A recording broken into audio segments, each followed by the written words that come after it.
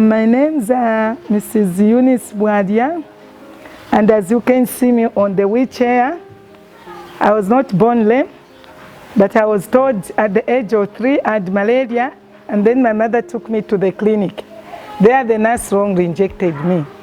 And I started crawling because there was no hope of me even getting to school because of crawling too much. My legs became bent, and then God made a way for me.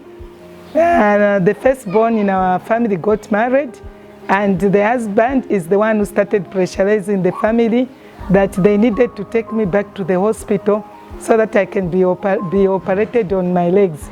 They became bent because I was crawling too much. And my father was against the idea. He told my family that it was at the hospital where they had made her to be lame. This time if she's taken back, she'll be killed. And my father even gave a condition that if she's killed, he was not going to watch the funeral at his house. But you know, when one is used by God, my brother-in-law could not give it up. He took me to the hospital, and I was operated on my legs, and I stayed in UTH for 6 months, and then thereafter I was discharged. Then I started using the crutches, and I used to walk very slowly. I started schooling at Kaperiomba Primary School in Chelston, but school was far from home, so my mother used to take me to and from school using a bag, which was a challenge. And then my uncle came to visit us and decided that they take me to a boarding school in Wansha. There I was taken, and there it helped me to accept myself, because I used to think in the world I was the only disabled person.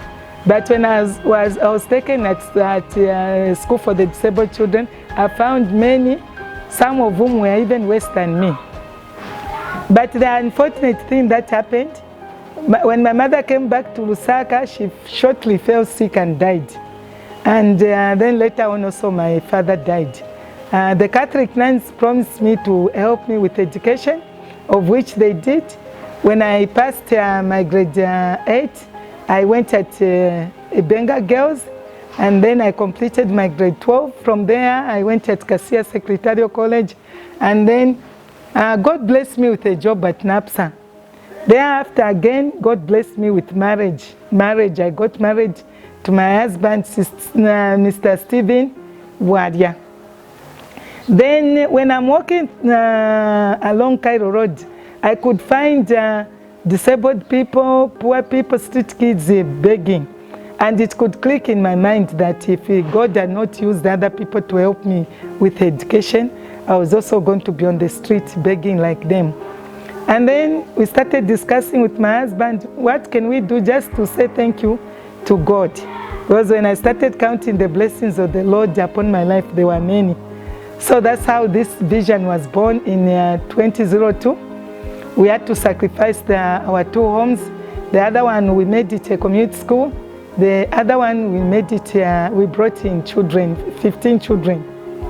By then, we had already registered with Register of Societies and also affiliation with social welfare.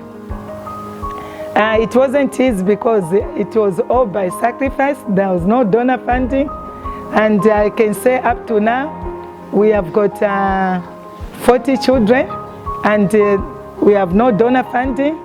The house that we are staying in is not enough for the 40 children.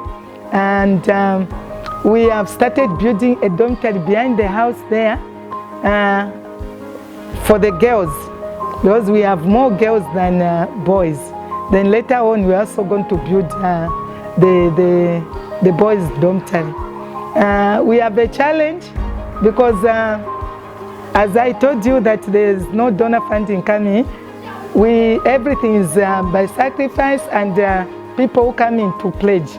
So I'm please appealing to you. You may be churches, you may be politicians, you may be businessmen, or any person. We are appealing to you to help us with the building of the dormitories.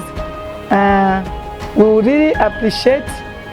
The Bible says it is more blessed to give than to receive.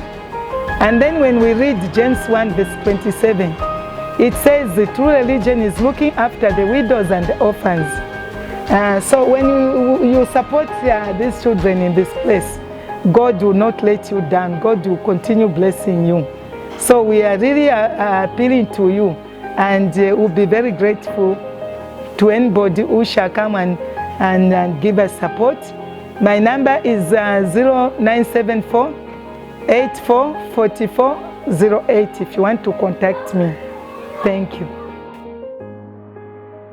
In today's ever-changing world, many orphanages are becoming quite large because some children like you and me do not have mommies and daddies, aunties and uncles to look after them. Sometimes they're mistreated by their own families, and the only place they can find hope are the orphanages. Like a picture in a frame, the walls of orphanage homes bears not only the memories of their lives, but holds thousands of dreams and aspirations for these children.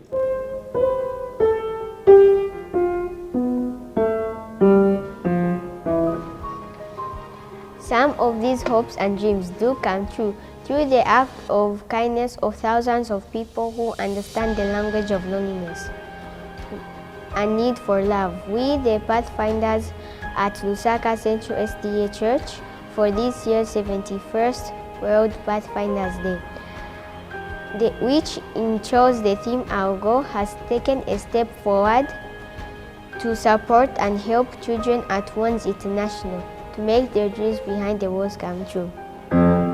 For this 71st World Pathfinder Day, let's join hands with the young people of Lusaka Central SDHH, the Pathfinders, and help the young people at Once International fulfill their dreams by making donations with the Airtel number and the MTN number. Send through your donations and let's make the dreams of the young people come true. Do not forget to attend our week of prayer starts on 12th to 18th of September 2021. The speaker will be Pastor Moses Mudenda, and the music will be Serene and Hopers. Thank you.